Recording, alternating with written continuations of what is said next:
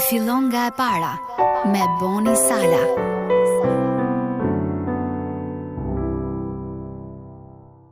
Miku të do në çdo kohë, por vëllai lind për ditë të vështira. Dashuria nuk është si torta juaj e preferuar me çokoladë, të cilën mund ta ndani në një numër të kufizuar copash. Për shembull, kur vjen në jetë fëmia i dytë, do të keni më shumë dashuri, por jo se do e ndani.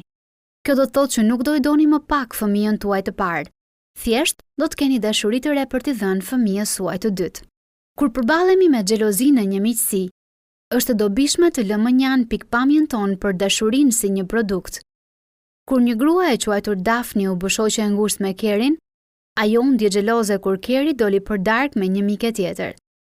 Daphne u lëndua sepse ndjej sikur nuk po merrte pjesën e saj të tortës si shoqja më e mirë e Kerit.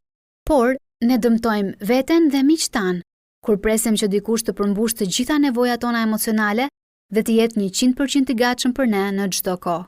Jezusi udhtoi me 12 shok, të cilët vazhdimisht debatuan mes tyre për pozitën që kishin në lidhje me të. Jezusi u afrua me ta në mënyra të ndryshme, sepse ishin individ unik. Jezusi jo gjithmonë rrinte me ta, kalonte kohë edhe vetëm, por kjo nuk do të thotë se Jezusi t'i mungonte dashuria për miqtë e tij.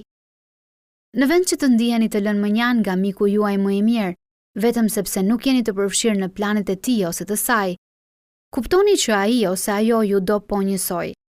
Shfrytëzojeni rastin për t'i kujtuar dikujt në jetën tuaj se ju e doni atë.